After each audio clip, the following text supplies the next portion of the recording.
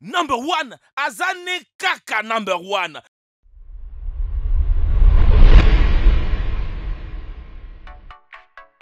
Les situations sociales figurent parmi les plus importantes de notre vie. Pourtant, il y a de fortes chances que vous soyez inconscient de la pléthore de règles sociales non écrites qui structurent les comportements de chacun. Ne pas se conformer à ces empreintes culturelles peut causer des dommages irréversibles. Il suffit de les suivre aveuglément. Toutefois, les hackers vous donneront les meilleurs résultats possibles. Par conséquent, nous vous amenons à ces 10 astuces psychologiques qui vous donneront un avantage dans les situations sociales.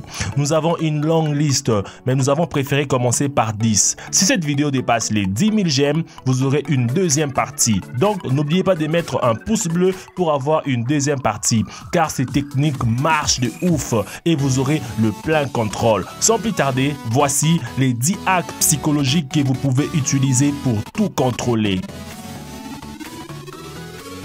Chaque fois que vous avez un argument avec quelqu'un, maintenez-vous à côté d'eux et pas devant eux. Nous sommes tous dans des situations où, de nulle part, la conversation a commencé à s'envenimer. À moins d'aimer les drames, je vous suggère d'éviter ces situations. Vous pourriez avoir le meilleur argument au monde, mais généralement, les gens s'irritent quand ils sentent qu'ils ont tort. Donc, chaque fois que vous sentez que l'argument que vous avez avec une autre personne crée des tensions, passez à côté d'eux. Vous ne ressemblerez pas à une menace et ils finiront par se calmer.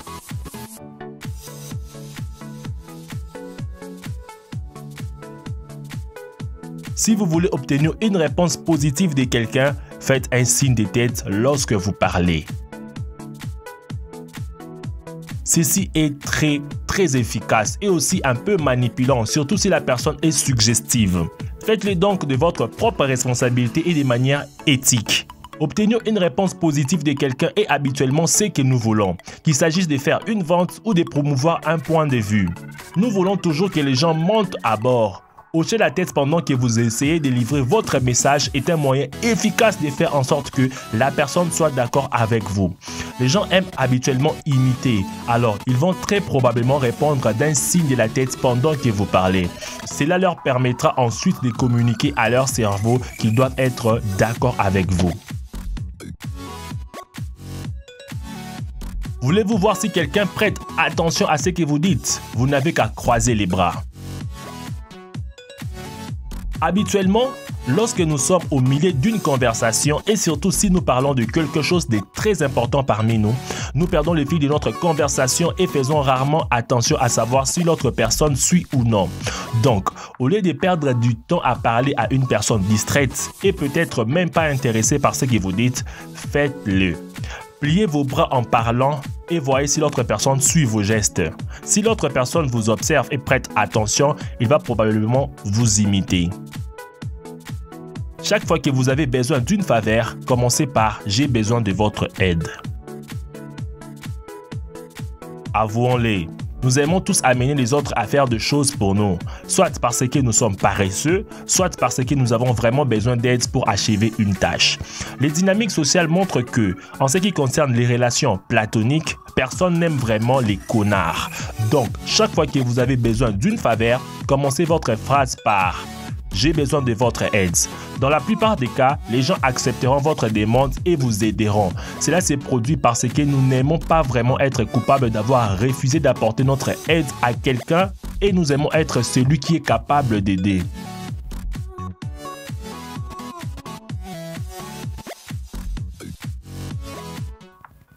Un environnement propre et organisé affecte votre humeur, votre productivité et ce que les autres pensent de votre identité. Combien de fois êtes-vous réveillé sans aucune motivation? Combien de fois avez-vous commencé à travailler sur quelque chose sans pouvoir être concentré et inspiré? La prochaine fois que cela s'est produit, regardez autour de vous. Votre environnement est-il propre et bien organisé? Sinon, prenez quelques minutes pour le nettoyer et mettre tout en place. Vous vous sentirez rafraîchi et régénéré et la productivité se déclenchera immédiatement. Mais pas seulement cela, vous ferez attention au soi et la ponctualité, deux traits de caractère très appréciés. Pourquoi pensez-vous que la plupart des grandes entreprises accordent tant d'attention à la création du meilleur environnement de travail pour leurs employés? Ils savent ce qui les rend heureux. et comment cela affecte leur productivité.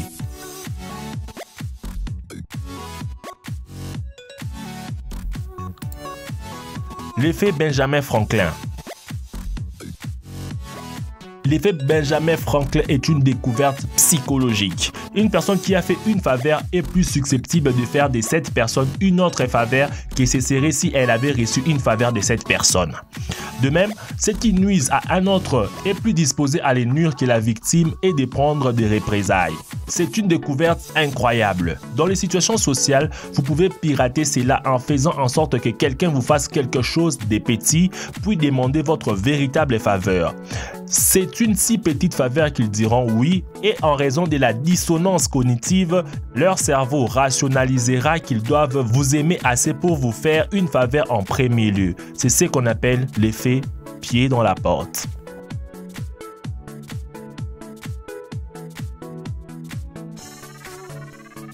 N'ayez pas peur de toucher une personne.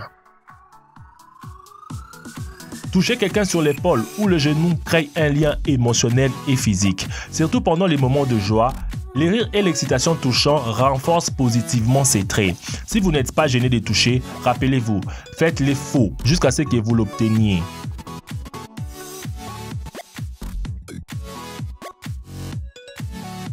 Utilisez l'astuce de la porte au nez.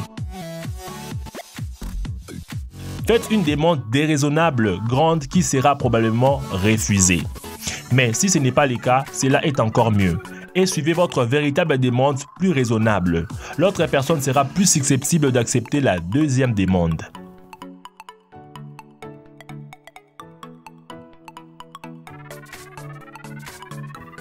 Si vous travaillez dans un bar ou dans un service client de toute nature,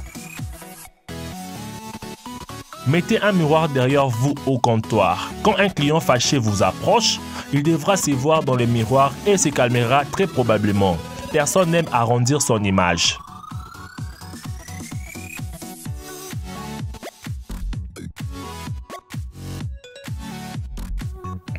Encadrez toujours une demande comme choix. Personne n'aime se sentir pressé de faire quelque chose qu'ils ne veulent pas faire. En subtilité, en reformulant une demande, vous pouvez faire en sorte que la personne se sente comme si elle avait pris sa décision selon ses propres termes. Les sans-abri qui disent des choses comme « c'est à vous de faire si vous souhaitez faire un don ou non » finissent par gagner plus d'argent que ceux qui demandent simplement de l'argent. La même chose est généralement vraie pour les groupes qui offrent des structures de paiement. Payez ce que vous voulez pour leur musique. Ils savent que vous pouvez télécharger facilement leur musique gratuitement sur Internet afin qu'ils vous encouragent à payer ce que vous pensez bien. Une technique légèrement plus agressive est la proximité supposante. Il s'agit d'une technique de vente classique qui peut être utilisée dans n'importe quelle situation sociale. Au lieu de demander la permission, voulez-vous faire un don? Dont la réponse sera oui ou non. Au lieu de cela, changez plutôt la question. Vous ne pouvez pas forcer quelqu'un à faire quelque chose, mais une question majeure peut les pousser dans la bonne direction. Par exemple, vous pouvez demander « Voulez-vous faire un don de 5 $ ou 10 $? Maintenant, au lieu de simplement dire oui ou non, ils doivent nier activement votre demande et se sentir comme un opposant systématique. J'espère que ces astuces vous auront plu. N'oubliez pas de me le dire en commentaire quelle astuce voudras-tu utiliser en premier. Et si vous voulez voir une deuxième partie qui est encore plus fort, mettez plus de pouces bleus et je vous ferai une deuxième partie. Je tenais personnellement à vous remercier beaucoup et à vous souhaiter le bienvenu pour ceux qui se sont abonnés cette semaine. Franchement, cette semaine, vous avez été nombreux à vous abonner à cette chaîne. Plus de 20 000 abonnés dans 7 jours. Vraiment, je vous remercie énormément. J'espère et je sais que vous ne serez jamais déçus. Et ensemble, nous allons beaucoup apprendre sur cette chaîne. Vraiment, et toi qui hésites de t'abonner, je t'invite à t'abonner car tu risques de rater de nombreuses surprises.